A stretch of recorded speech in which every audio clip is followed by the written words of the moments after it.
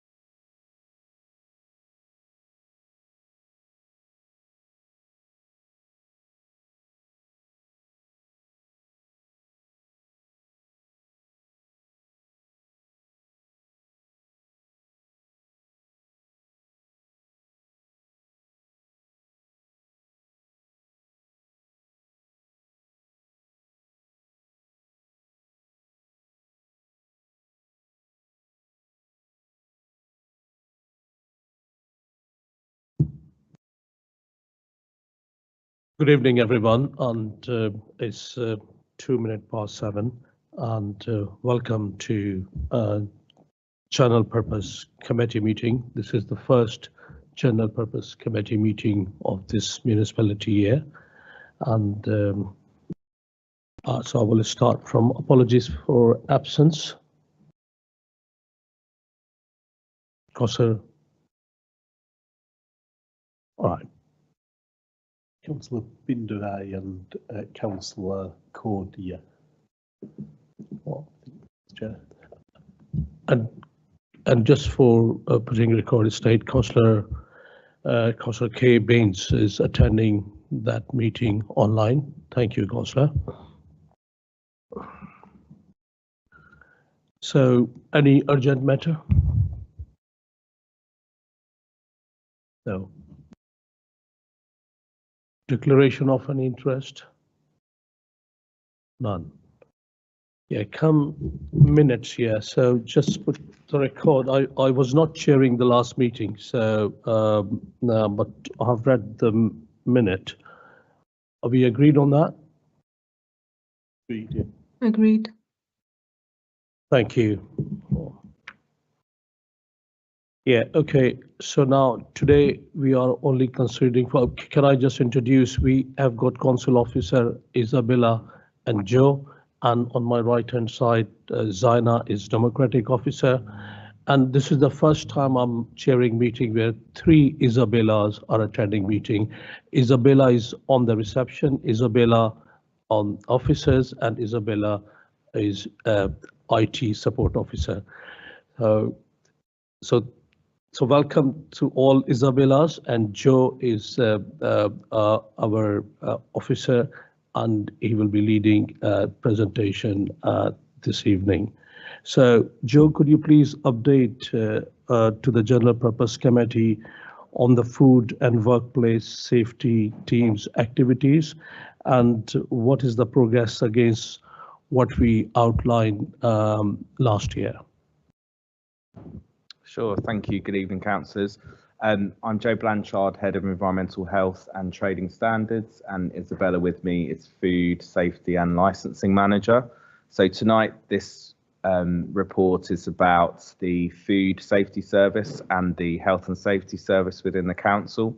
Every year we come before the committee with a new food service plan and a new health and safety service plan, which sets out our plans for delivery of the council's statutory duties in respect of food and health and safety.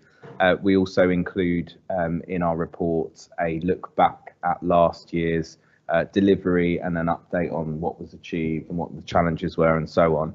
So tonight the report really just asks you to note how we delivered on last year and what we're proposing to do this financial year. Appreciate we're halfway through the financial year, both in respect of food and health and safety, and lastly, just for you, we request that you approve the service plans for food and health and safety for this financial year.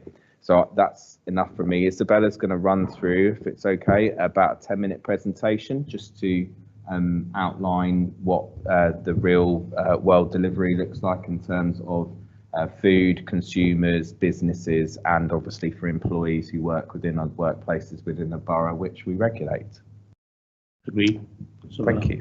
Thank you, and good evening, everyone. So I've prepared a short presentation for you, which will give you the overview, quick overview of the work of the food and workplace safety teams. In general terms, what do we do on a daily basis? And we look at the delivery for the previous financial year, which runs from April to April, so we finished just in April this year. I'll also cover the service demands for this coming year and what we anticipate in terms of the delivery, as well as I'll cover a little bit on proactive work. So just to give you an idea about the food safety service, so the food safety service, we've got 8 officers assisted by 2.5 team leaders.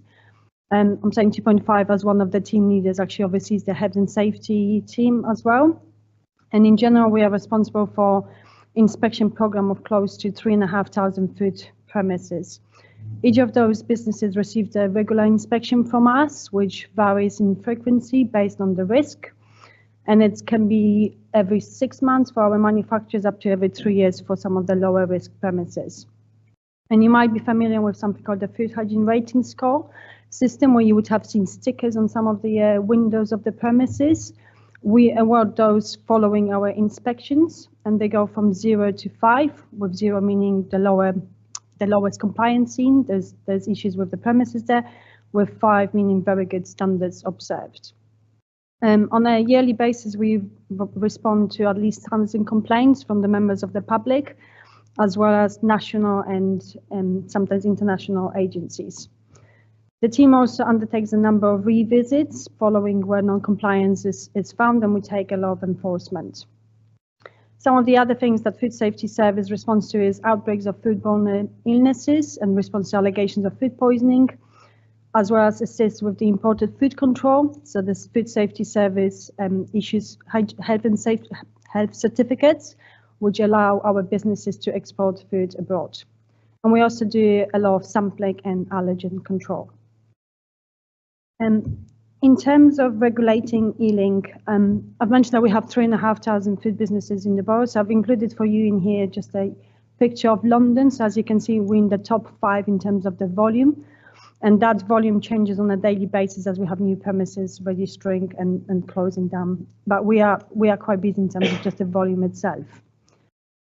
To add to it, Ealing is quite a unique regulatory landscape due to a number of reasons. So not just the volume, but also the complexity.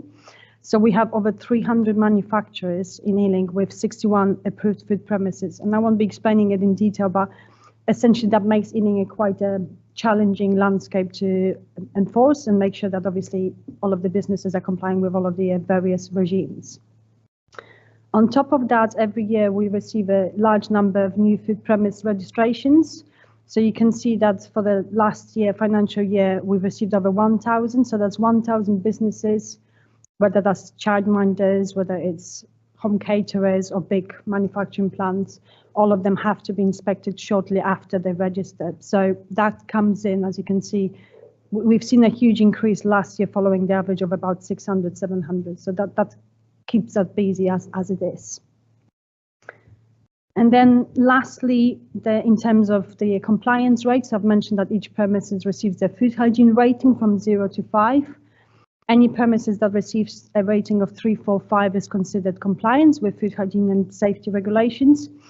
And those that are not, so those with 0, 1 or 2, we consider them non-compliant. And in terms of the historic compliance rate in Ealing, we've always had challenges with that. And every year around this time, that's when there's some news articles, and I've just included a bit of a snapshot there for you, with certain areas of the country struggling a bit more. So you can see on the name there, you've got UB2 highlighted.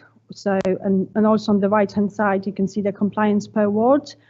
So there are specific parts of the borough where the compliance is slightly more challenging. And on the bottom right-hand corner, you can see a graph which shows you the percentage of all premises that have been broadly compliant over the last 10 years. The good news is that if you look at 10 years ago, 20% of our businesses were non-compliant, and now we are looking at about 11 to 12%, and that's caused by a number of different factors. Part of it is an enforcement, but also some proactive work that I'll cover in a second. Before I move on to reviewing what we delivered in the last year, I thought it was useful to just update you on what's happening in terms of the nationwide delivery of food hygiene inspections. So you might have seen recently some news articles and seen some documentaries on, in general, in delays in food hygiene inspections, especially you can see the BBC article there, where a lot of local authorities, not just in London, are struggling to deliver the food inspection programs, and it's caused by a number of factors, but obviously one of the biggest one being a backlog following the pandemic. So you might be aware, obviously, that the Food and Workplace Safety Team, during the COVID pandemic, we were asked to respond to the COVID regulations, and we were asked not to carry out any inspections but for high risk, which caused quite a bit of a backlog. So you can see a bit of a heat map there on the presentation. And on the bottom left-hand corner, you can see how do we compare to other parts of London. And you can see that in terms of how many inspections overdue we had, we were doing actually quite well compared to some of our neighbours. In terms of the delivery for the previous financial year, the direction from the Food Standards Agency, who is the governing body overseeing local authority response to food inspections, we were asked to continue to reduce our backlog. So we anticipated that in terms of the delivery, we had 2,322 inspections, and it's obviously anticipated because we cannot predict how many new food businesses will register with us. That included 737 very low risk inspections. We've set the target for 1,585 plus reduction of the most overdue low risk premises. In terms of the delivery, last year we delivered 1,813. So we've exceeded that target, and most of all, we've reduced the backlog of the low risk interventions from 737 to 263. So you can see on the bottom right hand corner there the inspections over the past few years, and you can see that post the COVID pandemic, which is marked in grey, we've done quite a few inspections, obviously, to bring us back in line with the current requirements. In terms of some of the kind of key stats for the food safety team, last year we've responded to 1,031 service requests. and we have also issued 28 what we call hygiene emergency prohibition notices. So essentially, hygiene emergency prohibition notices are issued where we believe that there is an imminent risk and we need to protect the members of the public and essentially close down a premises or a part of the premises or a process. And we also agreed for 5 food businesses to voluntarily close down due to serious issues, mostly associated with pest or poor practices. On top of that, we've also issued 50 hygiene improvement notices, which legally required food businesses operators to improve their standards. We also take prosecutions, and last year we successfully prosecuted 8 businesses and also issued 1 simple caution, which is just a step before we take the prosecution. And you can see again a couple of articles there from our most recent prosecution cases. In terms of the demand for this year, so 2024 to 2025, we estimate that there's a huge number of inspections due for inspection, 2,758, which is significantly higher than we have had to deliver in any of the previous years. And at the moment, we anticipate that with the current resources, we'll be able to deliver about 2,593, so there'll be a small shortfall. However, that shortfall will mainly consist of premises due in March, which we legally can inspect still in April, so we're still in line with the Food Delivery Code of Practice requirements. However, that is heavily subject to ongoing resource increase, as we have been allowed to recruit extra contractors to help us with the backlog and with the huge inspection numbers. So providing that we are able to retain them for the remainder of the year, we will be able to deliver that many inspections. And also, we are hoping for absence of what we call service threats, which includes things like serious food poisoning outbreaks, which subtract the team to obviously respond to it. Moving on to the workplace safety service is a much smaller team, which consists of half a team leader or 1 team leader who obviously oversees some of the food safety work and 2 officers. And it's a largely reactive service rather than proactive, as in the case of the food safety team. The workplace safety team responds to workplace accident and fatalities and investigates those and responds to about 300 complaints about poor health and safety practices in a year. The team also tries to do proactive work, so we choose every year proactive campaigns, and we try to deliver those as well as take enforcement action where there is issues. We also carry out a lot of work called miscellaneous work, and it includes things like infectious diseases management, so assisting our public health colleagues, and deal with things such as sports ground safety certification. We sit very regularly on the safety advisory groups where we advise larger events on safety provisions. And we also carry out a lot of smoke-free work, mainly associated with shisha premises. In terms of the delivery over the past year, we've delivered 58 visits to investigate serious health and safety concerns. And we have also investigated 13 of what we call reader investigations, which are serious accidents reported to us by the employers themselves. We have also managed to complete the 2 projects that we chose for that year, which was to do with gas safety in commercial premises, as well as guarding of work equipment. On top of that, we have issued 10 prohibition notices, which similar to the food safety team prohibits the use of the equipment or access to a specific area. And we required improvements on 6 occasions. We have also prosecuted one of the businesses for the health and safety breaches, but also inspected 37 premises for smoke-free compliance, which resulted in 7 prosecutions for smoke-free breaches. Again, mainly shisha premises, and you can see some of the articles on the screen there.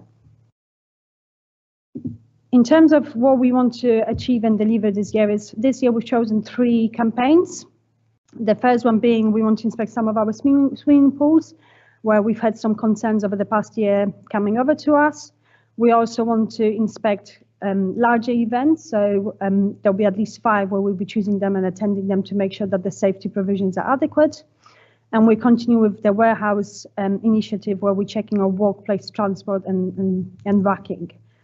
And you might see that the first campaign states that there is a funeral directors campaign. So you might have heard of some sad incidents in Hull and East Ridings regarding funeral directors.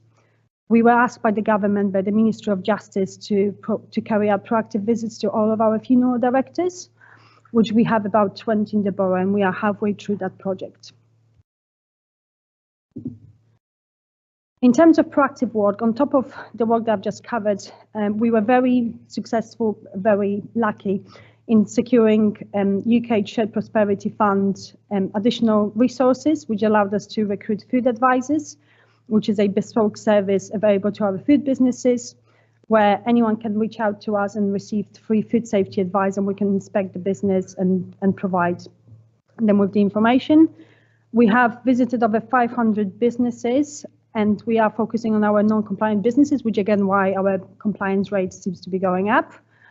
As a result of that, 158 businesses have been now re-inspected, and we're seeing 81% success rate, which is great. So obviously 81% of those 158 businesses were non-compliant in the past, which, for example, would prevent them from operating on delivery platforms, and now we say that they are compliant. We also carry out regular action days between the food and health and safety team, where we pick parts of the borough and we specifically focus on specific issues, such as, for example, pests or cleanliness. And we also carry out various projects throughout the year. So the latest project, we focus on pest control companies, as we've identified that there was a number of pest control companies that would charge for their services. And very shortly after the visit, we would find serious issues. So we've been writing to all of them, expressing our concerns and warning them that they need to be providing a better service, but also distribute leaflets to our businesses to make sure that they're aware of what they should be expecting, as obviously they provide and they pay for the service. We have also increased our sampling, which is to do with the huge number of manufacturers that we have. And we are doing things such as checking the food hygiene rating scores to make sure that our customers can rely on what is being displayed.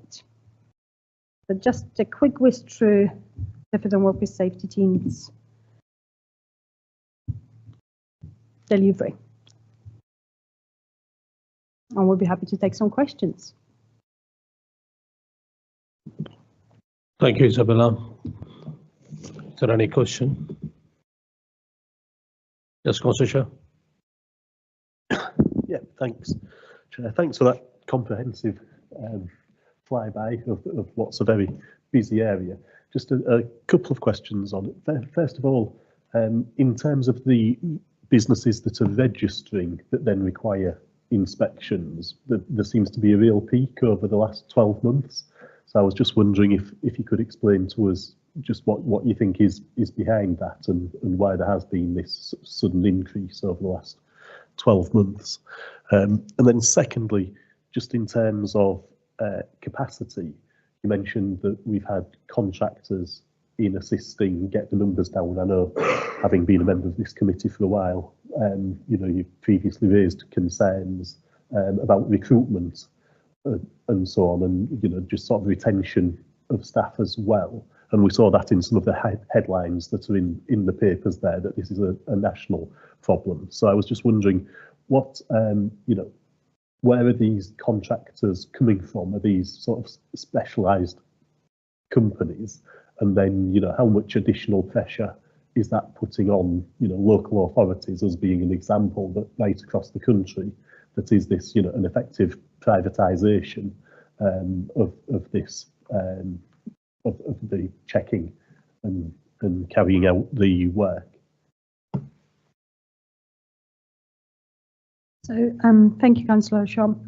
In terms of the huge spike in the number of food businesses registering, I think part of the what we're seeing is a huge business turnover. So I think quite a few companies, unfortunately, are closing down because they're feeling the pressure, obviously, of the economic climate. So personally, I think there's quite a bit of a business turnover that we're seeing there, where businesses are closing down and new companies are just opening in the same premises, hoping that they'll be able to operate. And then in terms of the contractors question, I think this year we've taken slightly different approach to the previous years, as in we knew that we have a number of inspections to be delivered, a huge number of the inspections to be delivered throughout the year. So we've approached the contractors a lot early on. In the past, we would get to probably about December and then try to scramble to get the contractors, which also meant that the pay that we would have to offer was a lot higher. This year we have started, we have had contractors pretty much from April to release that pressure, and we've managed to secure them at the lower rate because we've offered them a longer period of time. And on the privacy, yeah, I don't know whether you want to answer the question about the. Yeah, sure. I was going to provide a much sunnier answer to question 1 and say it's the success of our economic development colleagues and regeneration that's encouraged more businesses into the borough. But you've answered one. I think that might be a part of it as well. Yeah, obviously. sure, a number of factors. But yeah, I think this subject comes up every time we bring the service plans in, and yeah, contractors is unfortunately a necessary evil. Really, we're in a market and we're competing with all other London boroughs for qualified staff. One of the things we have done though is, and we trialed this successfully during COVID, was we took on specifically inexperienced graduates. They had their academic qualifications, but they had no practical experience, and that worked out really well. But to be frank, we could only really do that via because experienced officers were getting redeployed to COVID enforcement. The government funded authorities to do that. And so then we dipped our hands in the pot for that funding and said, well, we need to backfill those experienced officers, and we got those graduates in. So a lot of it does come down to funding. But those graduates, 3 out of 4 of them are still with us, and they're now highly experienced officers. And to be honest, what keeps me awake is that someone will poach them from another borough because they're worth their weight in gold now. But what we will be doing is recreating new graduate posts. The qualification route has slightly changed, but we will be looking to do that. One of the benefits of, I think last year I came, my job title was slightly different. My services have been slightly reorganised that I'm responsible for, but the one of the job pathways sits entirely within my service. So because I think it would be short-sighted for us to continue this perpetual cycle of using contractors to do it. But of course, that sounds great what I've just said, but we need to operate in the current market that we have, both within the council and other competing priorities, and what I can do. But I think I'm making a case for the return on investment we'll get if we can look beyond just this next financial year. But you'll appreciate that's quite difficult. But we can do that, and we've made our teams and officers are sold on the benefits of this as well, because obviously there is a we need to make sure we get that return on investment, because the initial outlay is managers and officers' time in working through those people. But that is the plan, and finally, corporately, obviously we are generally being director of HR and finance are very strongly encouraging everyone to terminate and wind down their agency use. So there's also a corporate imperative on us to do that in any case. Yeah, thanks. You've answered what was sort of my follow-up questions there in terms of contractor and agency staff. So thank you very much. Thank you. And Councillor Gordon. Thank you, Chair, and again, thank you for the report as well. I just want to ask a couple of questions relating to the workplace safety service area and the big projects, or the 3 key projects, large events and crowd safety. Can you tell me what that actually means in a bit more detail, and how you actually do the work? And also, why have you chosen that and the swimming pools? I know the funeral directors, it's a directive. Why those and not something else? Be interested to know. Thank you. So all of those campaigns would have been chosen because of something. So as I mentioned with swimming pools, for example, we have seen an increase in complaints about some of the cleanliness standards and complaints from the members of the public, for example, about the reactions that they've had following swimming. In regards to the funeral directors, that was a specific ask from the government. So I would say we didn't have much of a choice in there. In terms of the large events, in general, there's been a bit of a shift with how the safety advisory groups are being run, and we now regularly sit on those, which we only started sitting on those for about the last 12 to 18 months. And we are seeing that when we do proactively visit those events, there's a number of issues. So that's why we've chosen to do that this year, so we can proactively go out, observe the safety provisions at those events, and then be better prepared to advise the event organisers for the next year, because we already have a good idea of how the events are run. So the safety advisory groups very much are run based on the documentation that is provided to it. There's not many parties that actually go out and physically see what's happening on the day of the event. But that's why this year we specifically said 5 of our biggest events, we will be there, and we have already done a few of those. So we can actually see it in our own eyes what the issues are, and we can prevent them and help the event organizers address them for the next year. The events, specific events, there is a number of those. For example, recently we've inspected chariots. You might have been aware of the chariots event.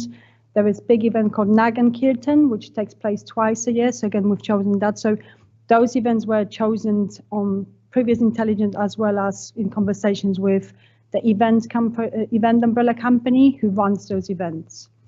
So again, we've been sitting on those for about 18 months, so we have an idea now of which events perhaps need us to proactively look into those and then assist the event organizers. Councillor Gordon, you have got answer here. While I'm just listening, Councillor Gordon, questions. So when you said the funeral director, so assure me, I'm not sure, is there any government guidance about funeral services? As far as I know, there is no defined guidance about funeral services in the country. Is that right? That's correct. So I think one of the main issues is that it's very largely unregulated industry. And even for our officers, it is quite difficult because we are very much used to that. Whenever we do inspections or visits, there is a legislative framework to kind of help us then take action and make sure that the businesses are complying. With funeral directors, there's nothing there. There is awarding bodies. There's 2 main awarding bodies that they provide guidance. And we've been asked to visit, and it's a word visit rather than inspect the businesses to assess where are they in terms of that guidance, and then provide feedback to the Minister of Justice following those inspections, following those visits. Excuse me, I'm used to inspections. Sorry.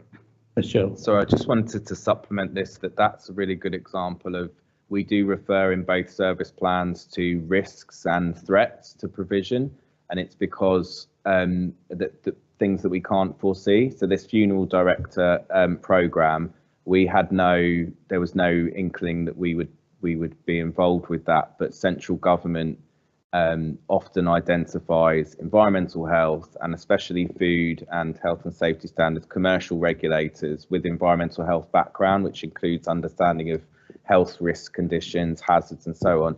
We often get deployed to can you please deal with this matter because of that background, and that's really difficult to predict. That's what happened with COVID enforcement. That's what happens with funeral homes. I could probably list a few others, but that's often a risk to service provision, and that's often as well why we end up using contractors, because I need to I want our internal permanent staff dealing with a matter, and then we need to backfill at short notice. And the only, I can't make the business case to recruit permanently for a small amount of, relatively small amount of work that he's doing. But yeah, credit to Isabella and team. They've picked up the funeral director visits, which is, it's not an easy area to work in. That's not what we've.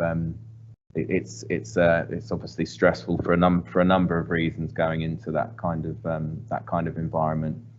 But yeah, we were obviously keen to help out with the government initiative to give assurance to residents and so on that their loved ones are, some of the most tragic times are treated with respect and appropriately. That's been the purpose of it, and we'll feed back to the government about what our view of what we found, and they will make an idea about whether the industry does need to be regulated. The previous government had already had a recommendation from both the trade and other regulators that regulation was needed, but hadn't acted on it prior to the issue in Hull.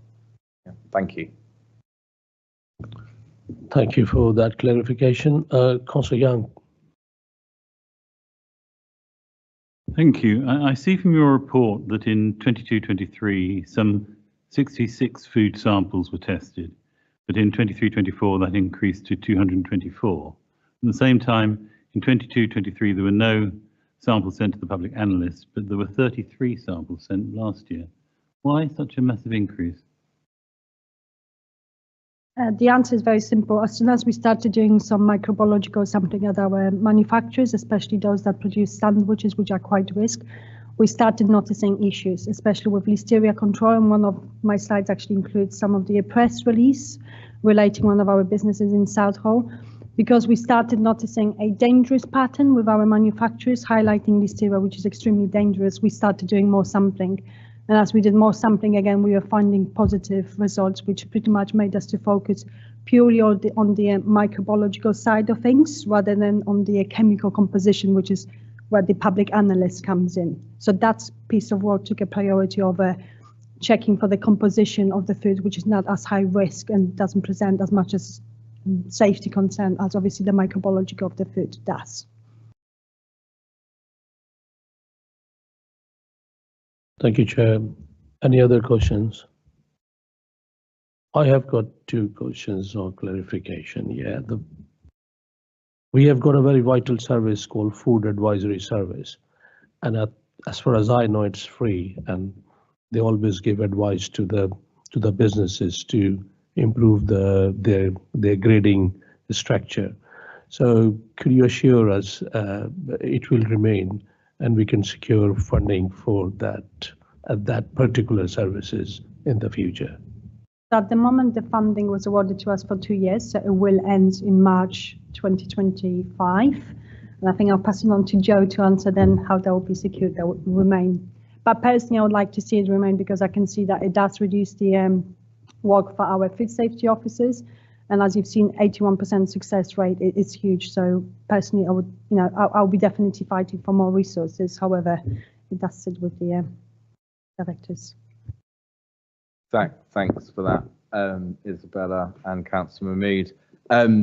Yeah, so this is external funding from the government, the UK Shared Prosperity Fund. It's additional funding to our revenue budget, which is already a portion of that, as detailed in the report, is a temporary uplift that we will need to argue for in March this year in any case.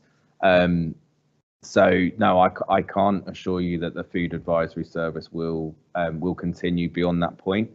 We will be, I mean, the results already coming out of it is really good. 150 non-compliant food businesses, 81% had improved their compliance through these visits, free at the point of use, and that we will be evaluating that, and there may well be a case for a post for somehow continuing that, but ultimately this is a discretionary service. The majority of things that we've heard about today, they're all statutory services, so the council has a responsibility to provide a level of food hygiene enforcement service. It doesn't have a statutory responsibility explicitly to provide food advice services or consultancy for food businesses. I mean, I'd be happy to take, with the backing of the committee, take this to my colleagues in economic development or other areas that might have some funding floating around. But other than that, no, I'm afraid I can't. But we will be making, we will be finding similar funding. We will be trying to find similar funding where possible if we can. And I know Isabella and other officers, they regularly attend the High Street Task Force, which is where this funding sits. So I will, no doubt, we will have a word with them as well about whether we can extend the funding.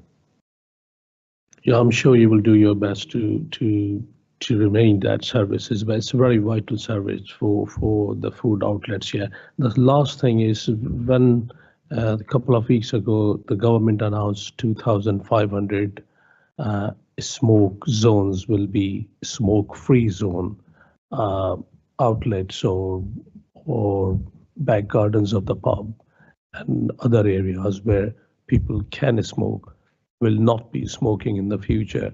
Where we are in terms of London Borough feeling? Well, that was you mean the suggested law about banning smoking in pub gardens? Well, the main focus of our smoke-free enforcement is around clearly enclosed premises, i.e. those that aren't 50% or more open, allowing smoking or failing to prevent smoking from going on within the premises. And we took 7 prosecutions last year, which all involved shisha tobacco being smoked in premises which had received, again, I'm going to speak in slight generalisations, but they would have all received advice prior to us saying this prosecution will take place to say you cannot allow smoking to go in this area. So in terms of if the government decide to legislate for smoking to be banned in gardens, then we will take the same approach we did in 2007 when they banned it in enclosed premises, and give out advice to businesses, probably do visits and so on.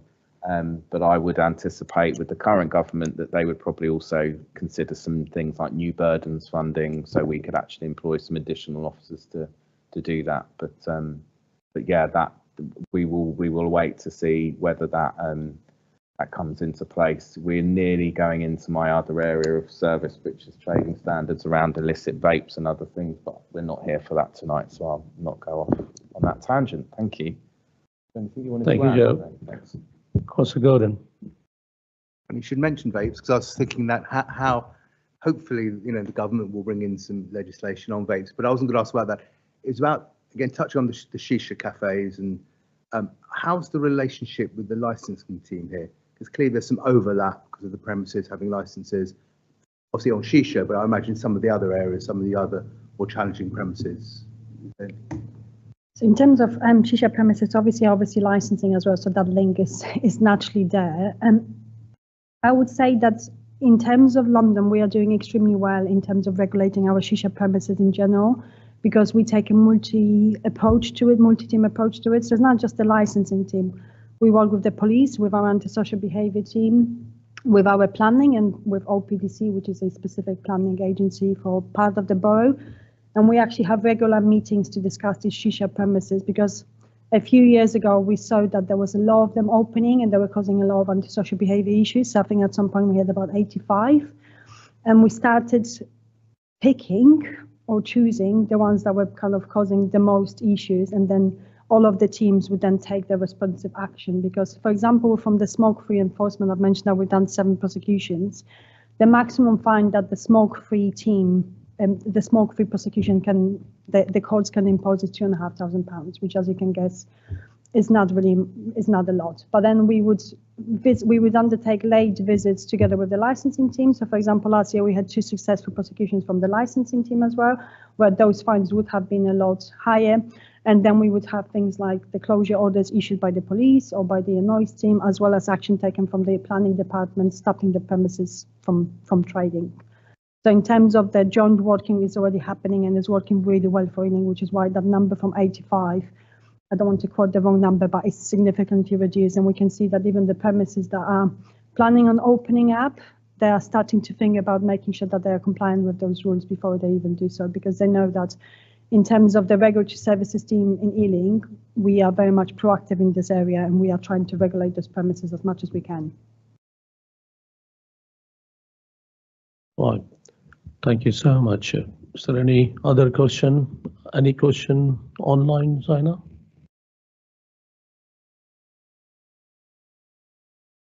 No. In this case, I'll be happy to endorse their work program for health and safety and licensing. Yeah. Thank you very much. And thank you very much, Councillor. And thank you on the behalf of this committee. I would like to say thank you for you, Isabella, and your team. Is it 3,500 outlets and lots of the amount of work you are doing with the limited resources. So it is very appreciated. So carry on the good work. Thank you very much. In this point, we are closing this meeting. Thanks very much for coming. And our next meeting will be on, so what date is that?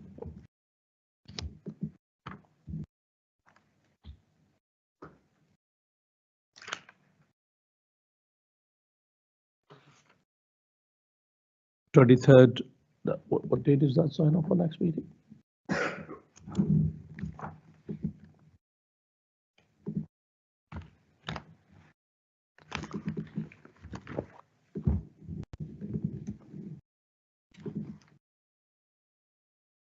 Yeah. 23rd of October will be the next meeting. Thank you so much for your time.